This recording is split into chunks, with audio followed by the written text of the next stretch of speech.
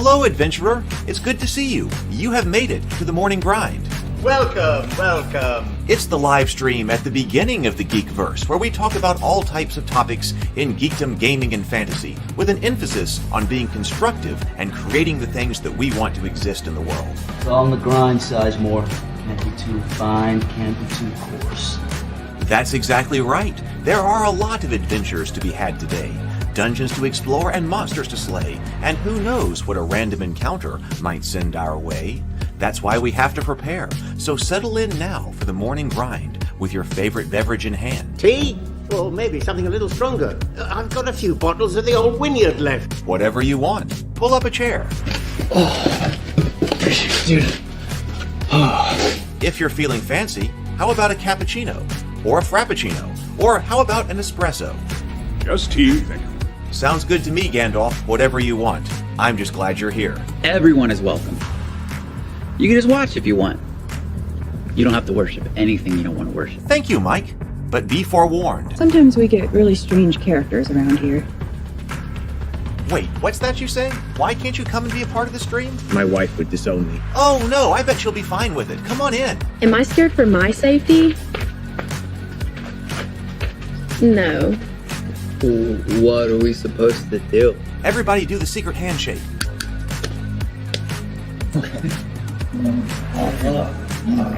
Secret cultist handshake. Oh, now do wizards who love each other. This, my friend, is a science. I still don't have gifts, but it's fine. It's all on the grind, son. Can't be too fine, can't be too coarse. Dude, this would be a sick place to bring the band. Indeed it would be, Dave. It really would. I'm seeing more people coming in. Welcome. Glad to have you here. Oh, look, here's someone new. Is this the cultist meetup? Yes it is. Come to hang out? Please accept me. I have nothing else. Okay, we accept you. Everyone's welcome here. Brought some snacks. Well, that makes things even better. You want some coffee? I don't drink coffee. You sure? It's cultist coffee. What makes it cultist coffee? I'm a cultist and I'm drinking it. Oh. Then I'll have some. What exactly is going on here? I'm seeing more people coming in. Welcome. It's so great to have you. Oh, and look, here comes another stranger. Can we help you? Yes, fellow cultists. I could really use some food. Oh yeah? Welcome. We have donuts. Oh, it's me. I'm glad I'm here. I'm sure you have a few questions for me, though. What's your name? Who do you work for? What god do you worship? Great questions, Rob. I'm Steve King, and I worship Nyarlathotep. No, not really. I'm just Heath, and I won't be worshiping anything this morning. But I will be your host. Welcome to the office. We're going to have a great time. I've got my coffee ready, because now it's time for the morning grind. If you could become a fish, that would be amazing. Then I could command you with my mental fish powers. How are we this morning? Welcome. Welcome to my home. Welcome to the office. Welcome to the morning grind. I'm feeling really good this morning. I hope you are too. There's a lot going on over here. A lot happening. Let's see who we got here. We got Zero the Blade here. Good morning. Member for 19 months. Thank you very much, Zero. Thank you very much. Good to have you here. We've got PH here. Good morning. James Bacon is here. Good morning. Sable Phoenix. Jason. We've got let's see, did I say James Bacon already? Yes, we got like this. My camera was down, but I got it up. So James Bacon, I said, I'm also having morning issues, but it's because of who I am as a person, not technical glitches. I like that.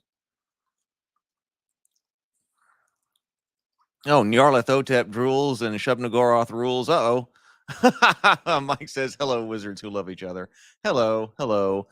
Okay, so what is going on here? Well, I have been exhausted. I worked 2 11-hour days in a row here, and my water was out for one of those days. So I'm finally just now being able to take showers again. So that's nice. So I just took one before the show got live here. So Another thing, our main topic today is continuing with Warhammer Quest, and we are going to be taking a look at the rule book. My eyes look really red. That's because I just put my contacts in. I guess but I'm okay.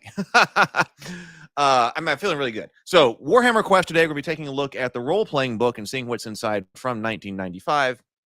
But also, okay, I was up. I didn't make my 3:45 wake-up time yesterday because of all of the work. I didn't quite make that today. I was up at 6 today working on the You Can't Summon Cthulhu Without Sour Cream. You Can't Summon Cthulhu with Sour Cream and Onion music video. I want to release that this afternoon. I'm going to give you the preview here. I'm hoping that it's going to let me upload it or, stream it, because I did notice that when I did this preview for Table Talk that, it cut out a little bit. But the whole thing is going to be up this afternoon. I got a little bit of preview right here. I'm going to put out a call on the Discord server. I was just putting out that the Cultist YouTube channel is right here. That's where I'm going to upload the Cultist, the music video. I'm not sure what time. I was shooting for like 1:30 this afternoon Central Time, but I this morning, as I was trying to find trying to finish things up, I was like, oh, there's something else to do. There's something else I got to fix. I got to fix this and that, whatever.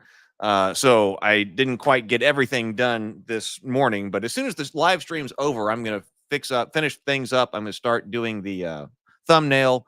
We're going to get all of that going. And then I'm going to put out the call to everybody for You Can't Summon Cthulhu with Sour Cream and Onion this afternoon. We'll see if we can't, how many watches and views we can get maybe in the first 24 hours. Here's the preview of the song. The whole thing is like 3 minutes and 18 seconds, but here's the preview of the song. So here's what's coming out. I love this thing. Summon Cthulhu with sour cream and onion! Gather round the bird bath shrine with our tools for a rite divine. There's the squid-like thing the witches brought, a ritual sacrifice so dearly bought.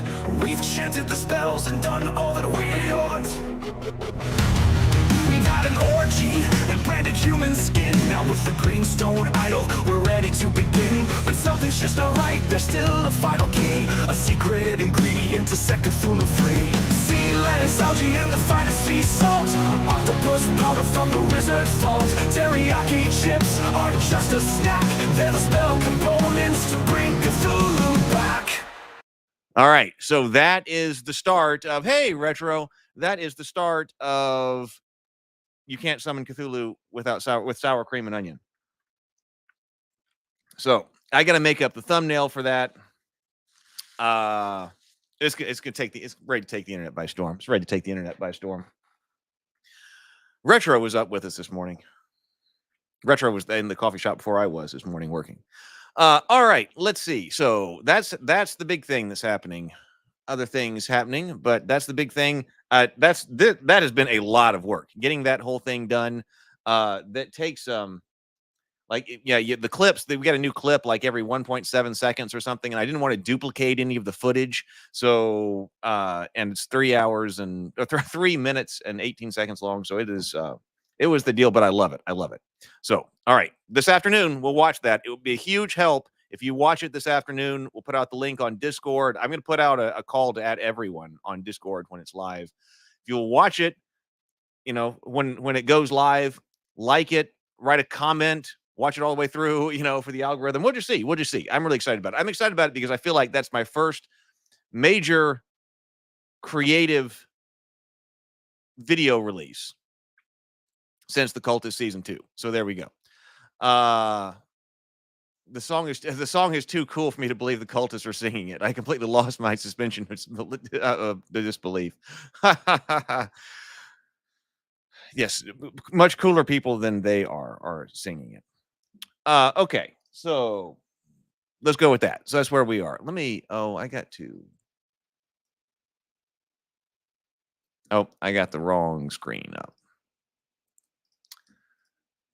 Let's ready to share. Let's go over and take a look at what's in this role play book.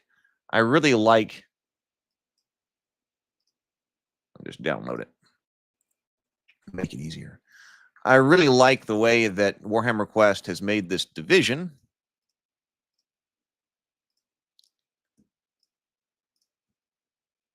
Well, that's all. Okay, so no, I don't have any time on when the Kickstarter's rolling out because it's all based on. Okay, we can start looking at this later in the morning because I was trying to get that video done because I want to use it for promotion. I thought, hey, let me make a video and I'll use it for promotion, music video, and I did one, and then I think I can do one even better because I want to use it to promote it. We're going to go entirely by how many people are signed up, like who have entered the in fact I should be giving out this link, the drawing, and I'm going to be promoting the drawing with that because we need people right now. I have 222 people who have signed up on the Elder Dice giveaway for the Kickstarter to come. So let me put out that link. I need to start doing that more. RavenKeep production, the cultists right here. So what I did is I made a durable link. Sign up here for the dice drawing. We have 222 people right now. I changed up what I was trying to. Let me share this screen. The way I was having people sign up. I've done 3 different revisions to try to get this right. So right now we got 222 people. So I'm not going to put a date on it. Like we're going to start at this date. I'm basically ready to go, but we just got to tell people it doesn't do any good to run the Kickstarter if nobody knows about it. So I'm getting the word out. We got people signing up. We got 222 signups. I've been looking at that every morning. I think I forgot to look at it yesterday morning because I was in the chaos. But that's pretty good. 222 based on current advertising to get the word out. So we're going to use that video to advertise more and see how many more people we can get signed up. So we're going entirely by number of signups. Once we have some kind of critical mass, and I'm not sure how many that is yet, but once we reach critical mass, then we will have a Kickstarter. That's the situation. I'm going to email that list. So if you're on that list, you'll also get an email when the You Can't Summon Cthulhu with Sour Cream and Onion goes live. So because we need people. Because I'm trying to validate. I just look terrible this morning, but I'm feeling great. We need to validate that. Okay, can we make a show? That's what I've been trying to do for years. We make a show and then fund it through some kind of gaming product. Can we do that? We got to make that loop. Yes. All right, Warhammer Quest, but we got to breathe and sip right here. I've got my beverage this morning. So let's do 2 deep breaths in through the nose, complete exhale through the mouth, and then take a sip of your favorite beverage. This is the mental health portion of the show. Let's do it. Let's breathe.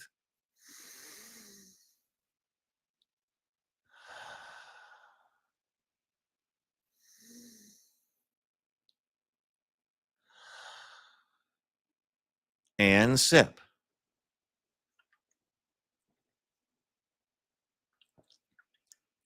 Good sip. Okay. All right. Let's take a look. I love the art here. Look at this. So this is our Warhammer Quest from 1995, the role play book. Separating this is a good idea, I was saying, because I never got anybody to play Advanced Hero Quest with me. There's so much stuff in there. I think we would have played Warhammer Quest. I think the Warhammer Quest with the rule book, we just saw the rule book that we went over. That I think that would have gotten on the table. We were just so involved with Hero Quest. I knew of Warhammer Quest, but we were just so involved with Hero Quest that I never came over here. So look, there's the Chaos Dwarf. White, classic Warhammer miniatures, Games Workshop miniatures. Okay, so but then you expand the game with this Warhammer, with this role-playing book. I like that. All right, so what have we got in here as far as our... Oh, lots of stuff. Okay, let's take a look at the table of contents. We got introduction, the Warhammer world, section 1, linking games. Why keep warriors? Linking adventures, keeping warriors, healing wounds between adventures. This does have traveling. Okay, we got travel rules in here. Traveling to the adventure site, the hazard table, the extra journey, the journey's end, a hazard table, settlements. This is good. This is good. In the settlement, buying equipment, special locations, living expenses, settlement, events table, equipment table, tougher monsters, level 1 monster table, psychology, warriors development, the party training, battle level tactics, warrior skills, wizards training, spell lists, dungeon event tables, treasure. Okay, we're just gonna have to go. We got a third part too, which is for the game master, creating adventures. Now this will probably end up taking quite the time to go through. All right, so let's see how does it introduce? How does it go from the core game rules over to the role playing book? Oh, really? Bacon says I painted 3 of those first 5 models when they were new on the peg hooks and on the shelf. Huh. The Chaos Dwarf, Chorf for short, the Vampire Lord, and the Minotaur. My brother switched armies a lot, and then he settled on the undead. Ah. I don't ever remember seeing Chaos Dwarves on the table. All right, let's see. Introduction. Okay, so the Warhammer Quest roleplay book builds onto the basic Warhammer Quest game that you have been playing so far. It is split into manageable sections so you can add many new and exciting rules it contains as you come to them. I like this, adding on to your level of comfort of detail. It contains more powerful monster special treasures, magical items, tables full of new hazards and encounters, and details on improving and developing your warriors.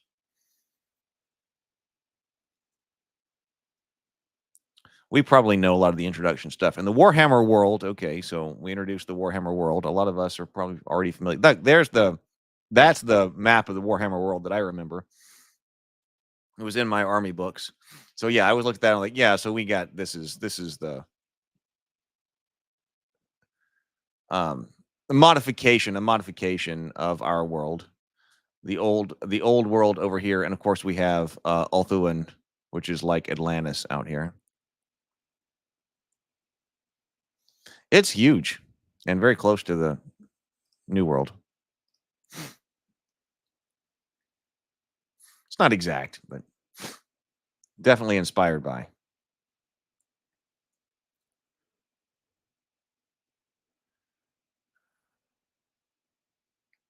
All right. So up until now, all of your games of Warhammer Quest have been completely self-contained. Each game has a start, and when you select each warrior you're going to play, a story as the party descends into the under earth in search of treasure, and an ending where they reach the objective room and finish the adventure. We didn't look at the adventure book. The adventure book is here. We can look at that too. Although this is fun, playing a different warrior each game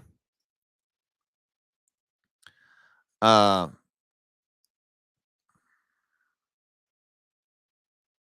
didn't know that. The cast rules were notoriously difficult to get the rules for. They were a white dwarf. I forget which edition did I majorly play. I mean, it was the one around this time.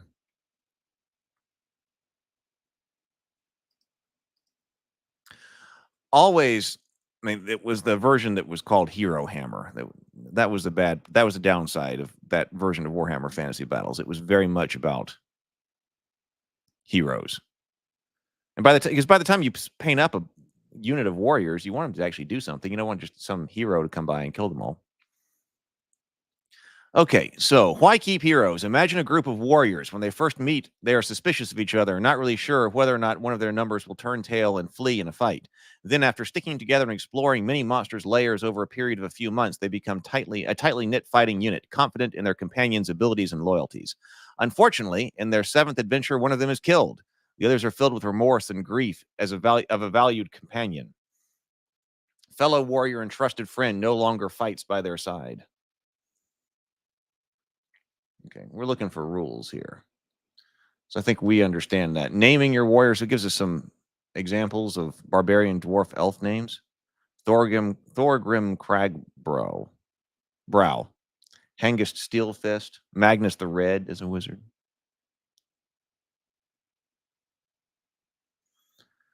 The party.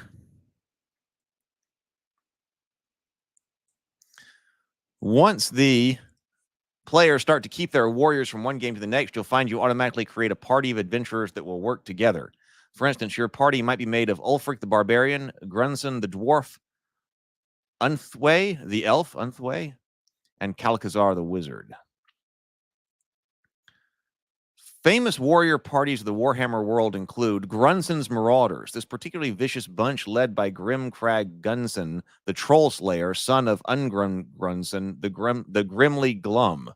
The Marauders are sworn to slay every orc and goblin lurking below Karak Asgal.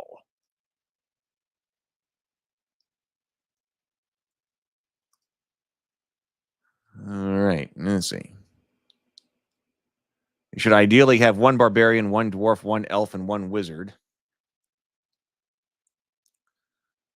Oh, this says about the party leader. We were talking about that rule. It's like if the party leader is the one who opens doors and opens treasure chests, the nephews would think that, oh, that person gets to have all the fun. That's the fun part. They draw all the treasure cards and they open the doors. But this does say, this is rotating between games, I think. Once you've created a party of warriors that always fights together, its members take in turn to lead the party.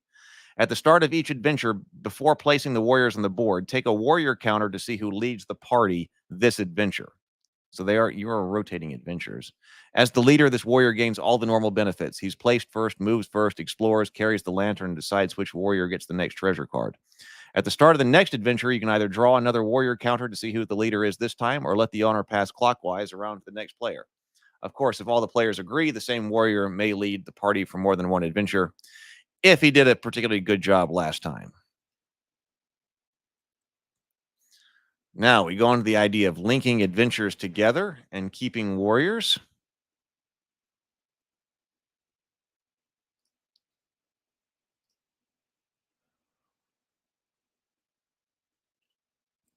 Okay. When you create a warrior you intend to use for more than one game, the process is not all that different from normal. You choose which type of warrior you want, roll to see how many wounds he has, name him, and so on. At the back of this book, you'll find a large A4-sized adventure record sheet, which you can photocopy and use for your games of Warhammer Quest roleplay. Okay, before you start a new warrior's first game, you roll to find out how many wounds he has. This warrior always has this number of wounds at the start of an adventure. You do not need to re-roll his wounds each game. If he is on less than his number of wounds at the start of an adventure, he will be fully healed by the next time he goes on a new adventure. If you are knocked to 0 wounds, you are dead and out of the game, unless you're healed by some way, of course. All this treasure and gold are lost, and the next time this party of adventurers descends into a new dungeon, they must bring along a new warrior to replace their departed companion.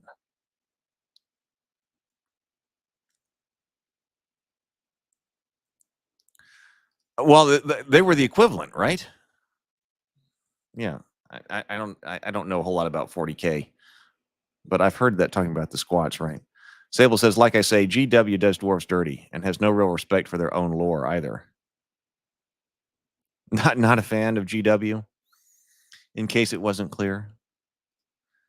This game and Mordheim, we'll have to look at Mordheim. So have we not looked at Mordheim on the morning grind? This game is really good, but also I loved Mordheim. I remember in White Dwarf when the Mordheim rules were coming out, I think it was something that was serially published and then it got its own box. I liked that game.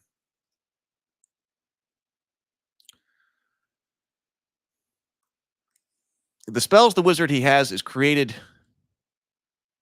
The spells the wizard has when he is created, he keeps for every game. Okay. He has spent years of study learning these spells, and they have been grained on his mind forever. In each game, the wizard takes part, so you don't draw every time.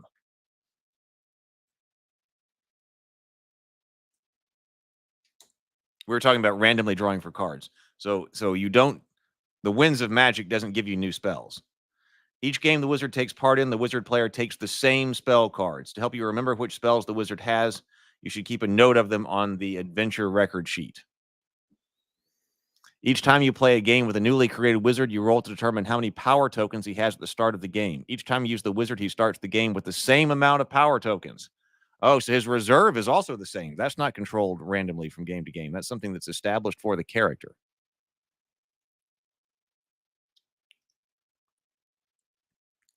In the games you have played so far, the warriors have accumulated treasure and equipment as the game progressed and used them up when they needed them. As each game has been self-contained, any treasure the warrior went and found in the back of the box. In the box at the adventure, there was no point. As each game has been self-contained, any treasure the warriors found went back in the box at the end of the adventure. There was no point in hanging on to it for too long. Now, however, because the warriors are being used for more than one game, they can keep the treasure they find in each adventure and take it with them on to the next. This means at the start of the next game, each warrior may enter the dungeon with items of treasure he has already found but not yet used. Items that the warriors have found in previous adventures are theirs and should be sorted out from the treasure deck before the game begins. These do not count towards the number of treasure cards each warrior has when sharing out treasure that has just been found, because this is theirs to keep.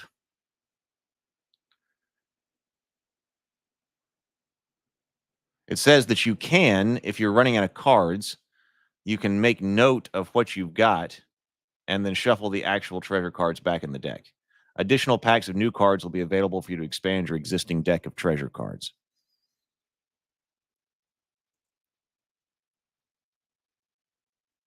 Yeah, especially, is that one of those things that, what if you roll low?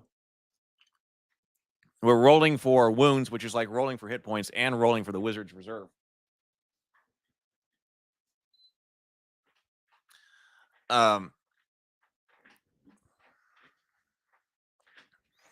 Is that like rolling for hit points like we've talked about before? What if you roll really low? Although, it does make sense that you're not randomly determining the hit points each time. But I could see it with the magic power.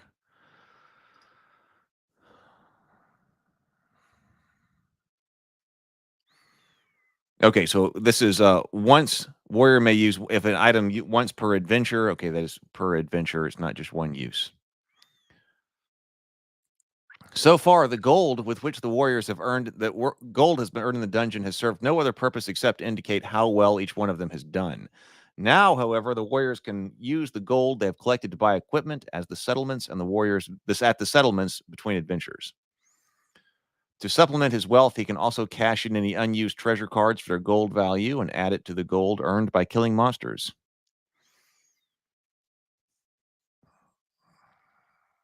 Warriors may sell unused items of treasure to each other if they wish. The item's gold value is always a good estimation of its worth, although it's up to the players to agree to a price between them.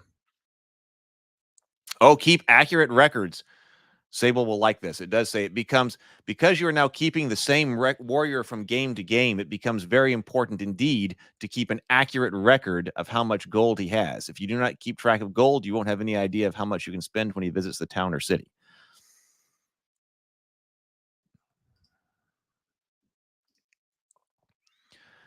Healing wounds.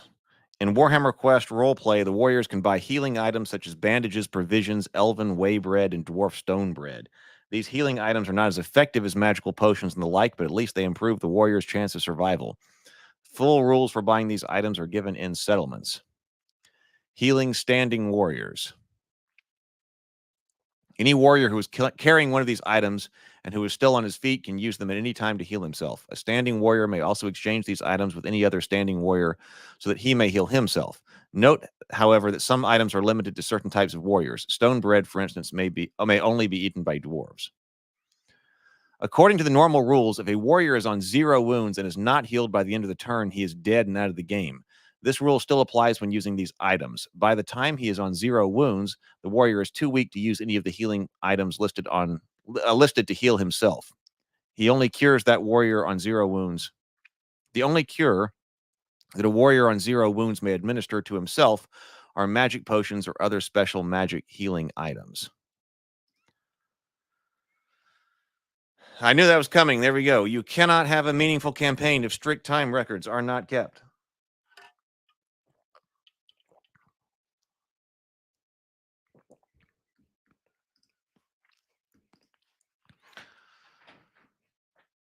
To heal a warrior on 0 wounds, one of his companions may attempt to administer a cure. To do this, he must be standing in an adjacent square to the wounded warrior and be in possession of one or more healing items such as bandages, etc. For each item he uses, roll a d6. On a score of 1, 2, or 3, the attempt is a failure and the item is wasted. Oh, wait a minute. I kind of like that. Or potentially here. Because we've talked a lot about, where are my Warhammer Quest notes? Right over here.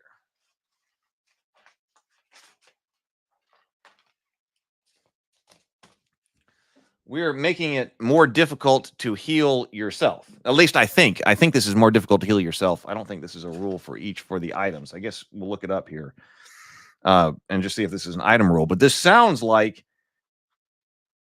it's making it more difficult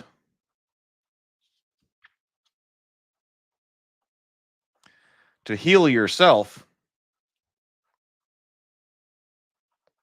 when it's 0. Because we've talked about, okay, if you got 8 body parts and you got a potion of healing that's going to give you another 4, okay, you can't go above your original 8 parts. But if you, and you can use this potion, can you use it when you're dead? And what's the advantage? You know, when you hit 0, can you instantly use it? Like in Hero Quest, you can. Is that, what's the advantage of doing that versus just going ahead and giving you 12 hit points? What's the advantage of using it early if you can always use it when you're dead? I think I would like for people to have to think about that a bit more, because those do have some game impacts. So this is saying, hey, there could be a potential risk if you wait until you are dead, because you may not be able to administer it because you are so injured. Okay, I like that. So for each item he uses, this is at 0, roll a d6. On a score of 1, 2, or 3, the attempt is a failure and the item is wasted. On a score of 4, 5, or 6, the attempt is a success and the injured warrior gains the usual benefit of that item. Warriors offering assistance in this manner may not use the unconscious warrior's bandages, etc. The injuries are far too serious to spend time searching the injured warrior's body. Wait a minute, aren't you supposed to be keeping that, like keeping your first aid pack in an accessible place for you to, for your friend to be able to find it instantly and know exactly where it is? That seems like it'd be standard operating procedure for an adventuring party right there. And always use I thought the rule was you always use the other person's medical kit on them, because you might need yours for you.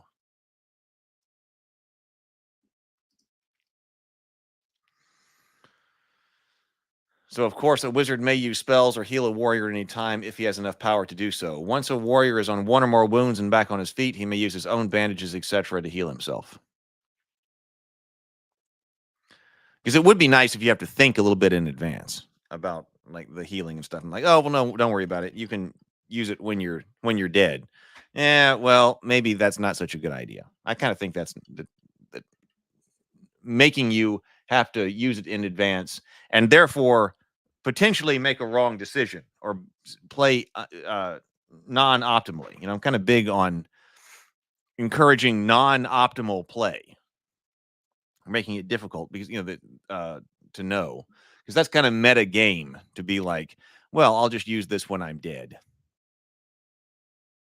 or when I hit 0 hit points. It's kind of a meta game thing to do. It's not really something that I think I would do if I were in a dungeon. Like if I were close to dead, I think I would go ahead and drink the potion.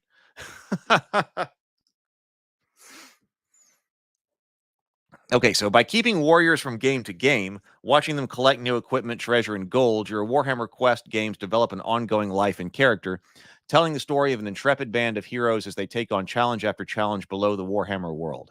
The easiest way to play a series of linked games of Warhammer Quest is to go back to the examples in the adventure book and play through them again.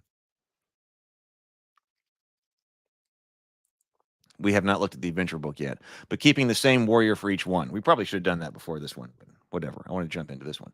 Alternatively, you can read the Creating Adventures section of this book and create a linked series of adventures for your own campaign. Remember that even if you are keeping warriors from game to game, you can still have more than one warrior. Each player in your gaming group might have 2 warriors, each belonging to a different party. One party might be made up of Ulfric, Gunnison, Unthway, and Kalkazar, while the second party made up of Ragnar the Barbarian, Thomgrim the Dwarf, Arion the Elf, and Redcloak the Wizard. Which party will be descending into the dungeon today? So it doesn't exactly go with having a stable of heroes, but it does have the idea of having different ones, but didn't bring up the stable idea. Paint up your miniature, it says. All right, we got traveling rules right here.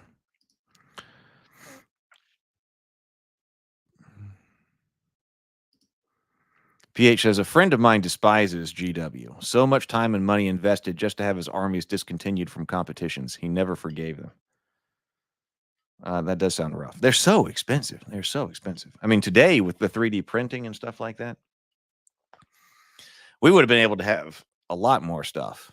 Now, of course, that's part of it. You know, that my brother was talking about that when we were doing the Kings of War armies. I got my Kings of War army over here. We were trying to get the nephews involved in it. Didn't exactly work. But like, we were like, but part of this is not having everything. Of course, today, like I get tons of miniatures sitting around here. You can have a gigantic army. But we're like, well, if we just dump everything on them, then it's not special. So, having some smaller, okay, this is my army. I can't have everything at the moment, because if you had, I have not gotten into 3D printing yet, but with all the miniatures out there that are 3D printable, I mean, you could have whatever. Sable says, and let's not forget how crappily they treat their fan base, taking Astartes and the Emperor's text-to-speech device and all the incredible stuff down was asinine. I don't know what that is. All to protect their stupid walled garden, way to assassinate your ambassadors. Idiots, blah. I don't know what that, I don't know about that. I never got into 40K. So I haven't been over with GW in a while. Okay, so between adventures, this section of the roleplay book elaborates upon what the warriors do between exploring the caverns under the Warhammer world. How do they survive? How do they find civilization when they escape from faraway caves and monsters' lairs? Are they received well or shunned as strangers in the towns they visit? Do they travel safely, or are their journeys beset with danger? Although it's beyond the scope of the Warhammer Quest game to play out an actual journey overland, which may take the warriors some weeks, the rules and tables in this section give a good representation of the hazards and obstacles the warriors must overcome on their way back from the wilds of civilization. I wonder how much similar this is going to be to the enhanced Advanced Hero Quest rules that we read that had travel rules in them.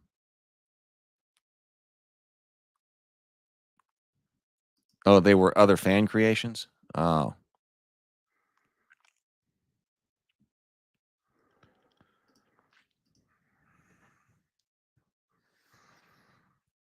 So this section of the rules also looks at the sort of things that occur once the warriors reach their destination. Although by no means essential for your games of Warhammer Quest, the following tables flesh out the warriors' experiences and create an exciting narrative to serve as a backdrop for the adventures. Once you've found the objective room and finished each game of Warhammer Quest, you'll use the rules in this section to determine what happens to the warriors before they get down to the next system of caves and caverns. So traveling between adventurers, the warriors will doubtlessly want to spend some of the gold they have found. There are a great many things available if they have enough money. Better weapons or armor, supplies, or special items that might have need of in the next adventure. However, the old world is a big place, and it won't always be possible for the warriors to find what they want. Many of the caves and caverns the warriors explore are situated on the fringes of the old world, where large settlements are scarce. In these areas, the warriors will be lucky just to find somewhere to sleep for the night, and there's no chance at all of finding a fine suit of heavy armor for sale. If what the warriors want to buy isn't available where they are, they will have to make a choice. Do they travel to the nearest town, or do they simply make do with the supplies available at the local village? This will often be a choice influenced by the deadline of their mission. If they have 5 days to locate the Sword of Justice in time for the next battle against the foes of the Empire, then it's no good spending 2 weeks trekking across the forests and mountains in order to get to a big city where they can buy new arrows. Okay, so we have time constraints. We got time, the idea, we're bringing in the idea. Of course, I love time constraints in here.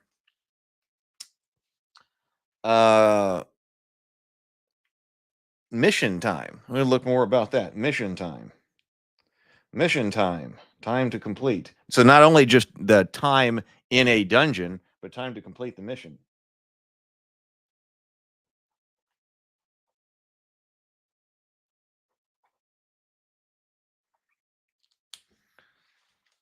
All right. In addition, traveling to the old world comes with its own hazards. In the old world, the longer the journey, the greater the chances of something awful happening to the warriors. Yeah, I've seen a lot of people talk about one-page rules lately. Do they have some type of license or something like that where you can do something with the one-page rules?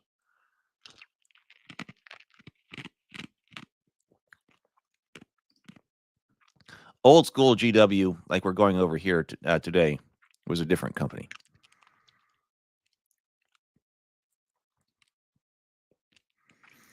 See, I never played in officially sanctioned events. We just made up our... but do they have like an open license? We did. Good morning, Robert. Good to see you. We did. So I never played, and I had some friends who did, but I never played in official stuff. We were just playing at home. My uncle's lizard man army was legendary because he went and just got dinosaurs to make like the stegodon, and then also the Slan, the Slan mage priests. He had like this frog like frog miniature, like it was like a plastic frog kind of thing that he found, and he made it into the Slan. Custom built, scratch built Hodas and things like that. They were much cooler. They were much cooler than the Warhammer models for those. Okay, all this in-between gameplay is resolved using the tables on the next few pages. No board sections are actually laid out for this part of the campaign, and no miniatures are used. The tables are designed to give a sense of background and continuity to the dungeon adventures and make the point that there are dungeons, but a small part of the huge and perilous realm of the old world. Once you know how far away the warrior's destination is, you can work out how long it will take them to get there and what costs and encounters they incur on their way. You'll soon learn that if the warriors trek all the way to distant city to spend their gold on better armor, the journey will be very perilous and they may encounter all sorts of hazards along the way. Okay, but how far do the warriors travel? I think we got something kind of abstract right here.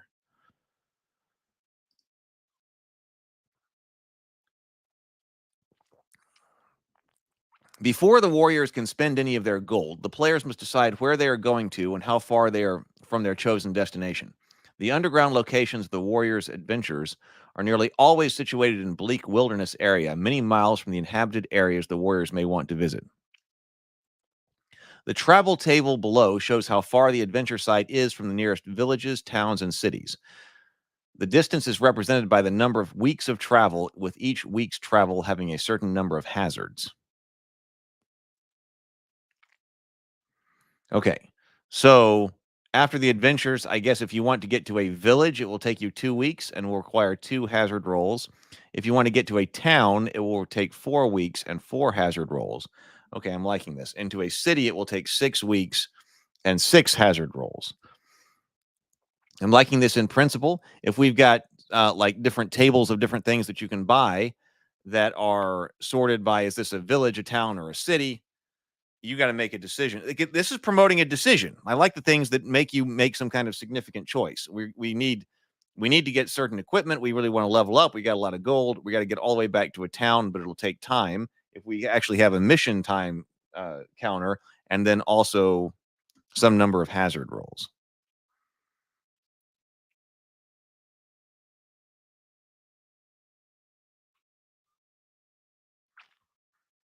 See, I never did Age of Sigmar. The Wizardmen lore got extremely sad in the Age of Sigmar for no reason whatsoever. It's an interesting, good kind of story-centric sad. Huh. Yeah, I never bought any Age of Sigmar. Traveling to the adventure. Oh, no. Once the warriors have finished their adventure, the players must decide whether the party is going to travel to a village, a town, or a city. The travel table gives the time it takes for the warriors to make the journey and how many hazards they encounter. If the warriors travel to a town, for instance, it takes them 4 weeks to make the journey, and you must make 4 hazard rolls for the party. Traveling to the adventure site. Unless the special rules for the adventure the warriors are playing states otherwise, traveling times and hazards only apply when traveling from the adventure site to civilization. Oh, the other way. Okay. When the warriors leave the settlement ready for the next adventure, they don't use any of the rules in this section for their journey. This is because the warriors' route to the adventure site is planned in advance, whereas they don't have a clue where they'll emerge once the adventure is over. Okay, we were talking about the opposite. Okay, how do you make something significant potentially occur in about 15 minutes before the game begins? For example, the warrior's adventure might start with them being led to the mouth of a cave a few miles from the city gates. Their first journey is therefore uneventful and rapid. The warriors descend into the black depths and travel deep underground, encountering monsters and finding treasure. Once the adventure is finished, all the monsters are killed. The warriors may then wander for many more days trying to find their way out. When they finally emerge, they may find themselves on the far side of a mountain range in completely unknown lands. The warriors then have the hazardous task of trekking back to civilization through a bleak and hostile landscape. The hazards table represents this journey back to safety.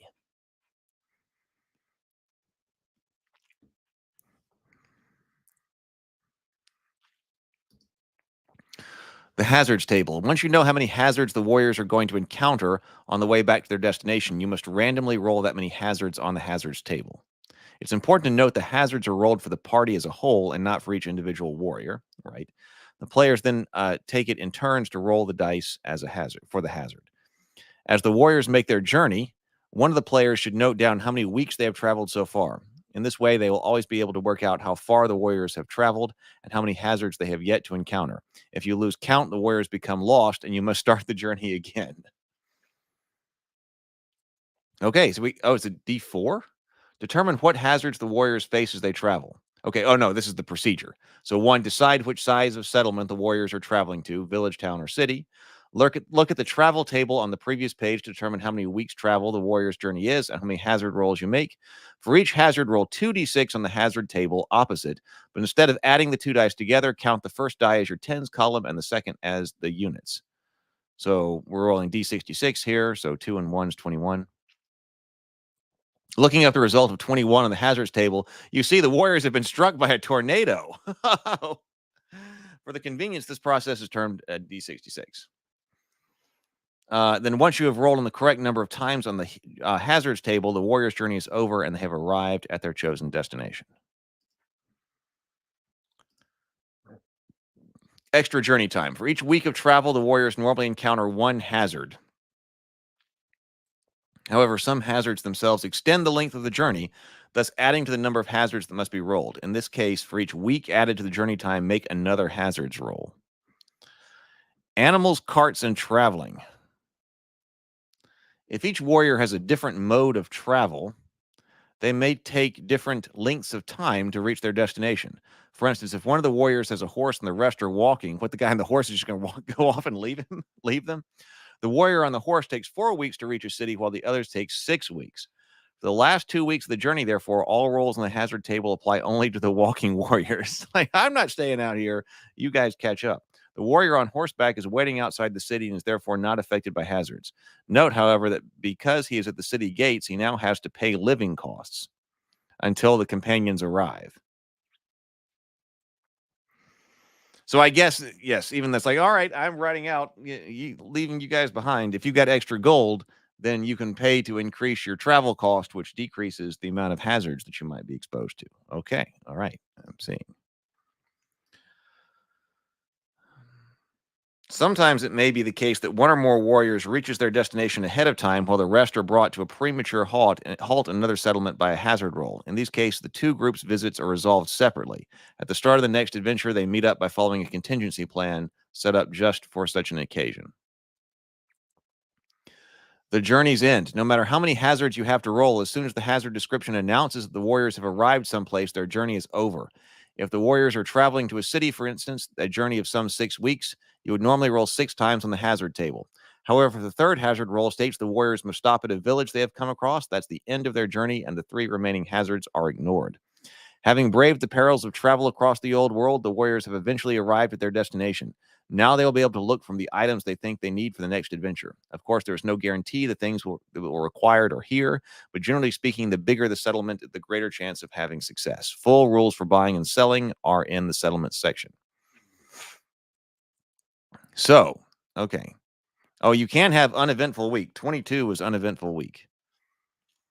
Let's see. What type of things can happen to you?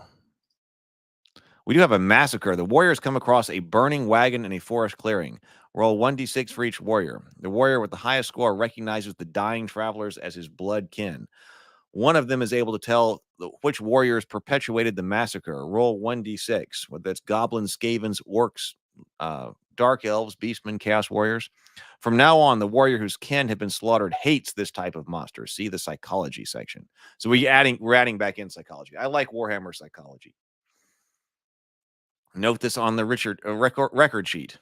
Each time he kills one of these monsters, the warrior gains an extra 5 gold on top of the monster's gold value.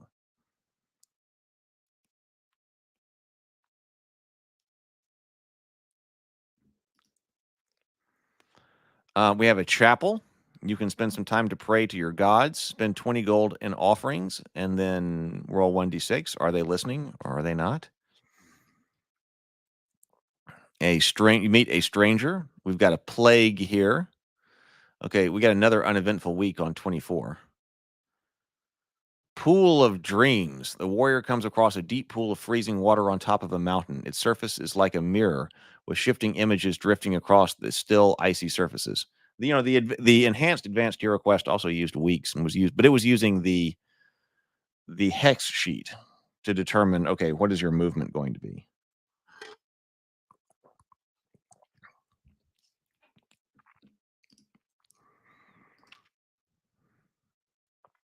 Maybe it's more interesting to have you think about your time getting back, because I do like the choice about, okay, where are we going to hang out? Something with more civilization or something with less? Where are you going to go? We've got a witch's cave. Deep in the gloomy ravine, the warriors come across an entrance to a dark cave. Inside it dwells a twisted, ugly hag who claims to be a witch. Were some of these lifted for the enhanced advanced hero quest? I may recognize some of these right here.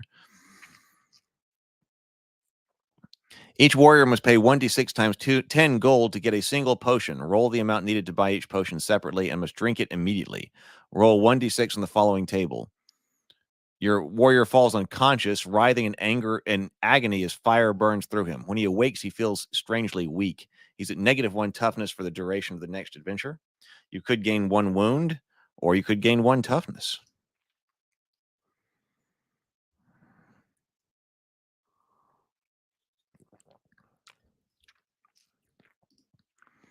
Famine warriors. I think I remember somebody being struck by lightning. 36. As the warriors are setting up camp on the top of a hill, a storm gathers above them. The sky blackens and grows dim, and thunder rolls. The next instant, a lightning bolt streaks from the sky, hitting one of the warriors on the head. Oh. Struck by lightning, struck by lightning, struck by lightning. Roll 1d6 for each warrior. The warrior with the lowest score is hit by lightning, melting his armor. He loses 2 items of armor, a shield and a helmet, for instance. If the warrior doesn't have 2 types of armor, the armor he does wear is melted, and the lightning bolt sets his clothes alight too. He arrives at the next settlement in tattered, charred rags, and must therefore buy new robes and new boots.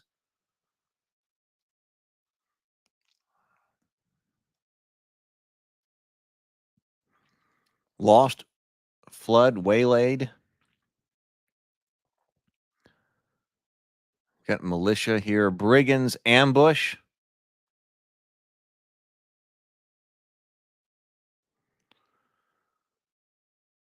Traveling minstrel, storm. Okay, now we're getting into settlements. Yeah, this book is a long book. This book is 196 pages. So this book came in this box? They came with this 196-page box here? 196-page book in that box? That makes me really wish that I had it. So Warhammer Quest basically came with an entire role-playing game?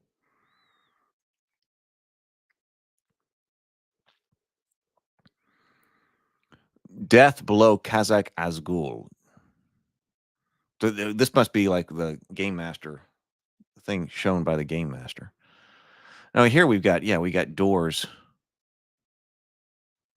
into other rooms. Oh, we got Pit Trap here. So they must be adjusting, like, because you're running with a Game Master, maybe. Oh, that is. Let's see. So RPGs are better than skirmish games, which are better than war games for me too. Then, there's skirmish games, but Mordheim was like a warband game. I like the warband games. Maybe some people call that like a subclass of the skirmish games. I like the warband games for a lot of reasons.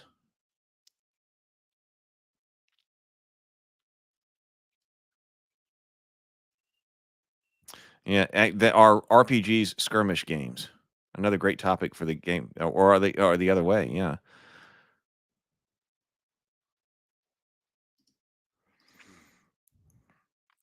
Okay. Well, there's a lot more that I want to look at here.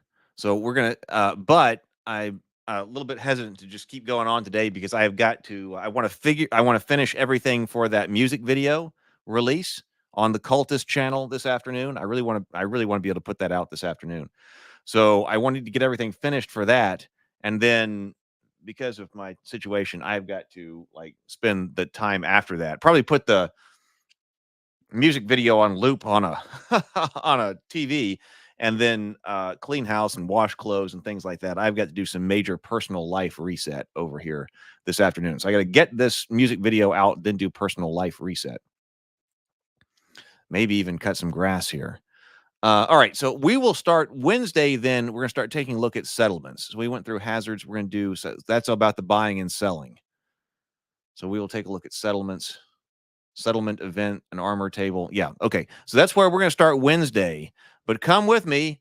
Yep. See you all in the Discord server. Hey, if you're not there, let me put you there. Cause I'm going to put an call to add everyone in the Discord server to come and see the music video when it's live. Cause it would be a huge help if you would watch when it's live. Discord. I'll put the link right there. All right. Everyone, thank you so much. I really enjoyed it. This has been great. This only continues the fantastic series here. So I will see you in the Discord server, and I will see you in the comment section of the music video this afternoon. Later, everybody, go forth, be creative, be constructive, and grind on. Later, everybody.